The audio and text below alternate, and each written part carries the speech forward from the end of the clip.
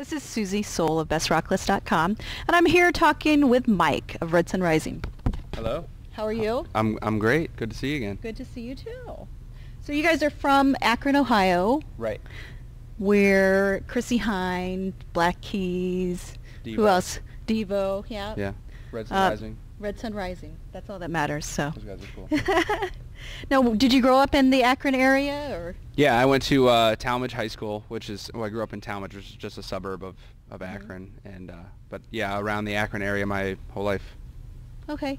So I like to explore people's microcultures, and what are your ethnic origins? I have a little bit of Native American in me. Okay. I have mostly Serbian, and then some English. Mostly Serbian. Okay, that's interesting. My last name, okay. Protich, is Serbian name. Okay, all right. Very interesting. What kind of music did you listen to when you were growing up? Just about everything. My mom always played music in the house, like when she'd clean the house every Saturday, and she was always playing something. And my dad was always listening to, I'm trying to think, like Aerosmith, Steve Miller Band, Led Zeppelin, and then my mom would be listening to like Chicago and Whitney Houston and stuff like that. So I kind of listened to everything. That's a pretty broad range, yes. So, is there someone that you think that you emulate or look up to, or?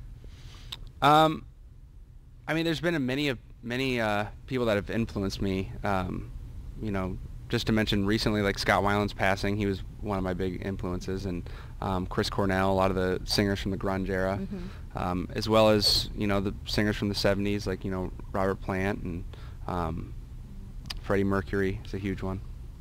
Yeah, I've seen you guys, and I have to say that I think that your vocal abilities are probably right on par with Chris Cornell. So Wow. I'm just very impressed by your talent. So. Thank you. That's a huge compliment. Thank you. I appreciate it.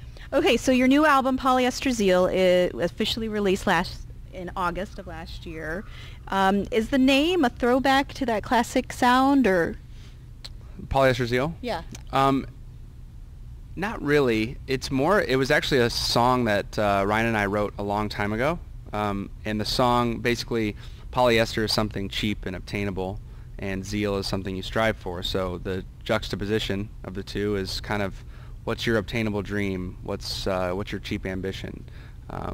What makes you happy no matter what the cost of it is? So when we got to the opportunity to make our first national record, we thought it was fitting, because that became our Polyester Zeal. That became obtainable for us to be able to be a national recording artist. Pretty neat, pretty neat. So my favorite tracks are Emotionless, which you've just released, My Muse, Blister. Now, so is the video for Emotionless, there's teasers for it. Has it been released? It has not been released. It is finished, though. So Okay. we're just waiting on, you know, basically there's a lot of avenues got to go through, as you know, as like the label and the management and us, and everyone's just got to decide on how they're going to release it. So that's basically what's happening right now, but it's done. Okay, I'm interested in to see what's going to happen in the video with the woman in it. So Good. I'm glad you're actually interested in to see what's going to happen to the woman. and your role in it. So in today's music market, what do you think the biggest thing that fans can do to help support rock? Just keep showing up. Go to shows. You know, like this, we're here in Peoria in a local venue, and you know, look up your local venue, see who's playing, and go check them out. That's one thing actually I do as a hobby when I'm home. I live in Chicago. There's a lot of venues there, and I love to just find a band I've never heard of and just go see them live. Sometimes it's terrible, and sometimes it's awesome. You don't know what you're gonna get, but just get out there and just have fun. Go do something. That's always good. So buy a CD, buy a T-shirt, all of that stuff is always good. So share them on social media. Yes. Okay, when you're on tour, what's the most essential item that you like to have? Listerine. Okay. Always have to have Listerine. Baby wipes. And don't ask why.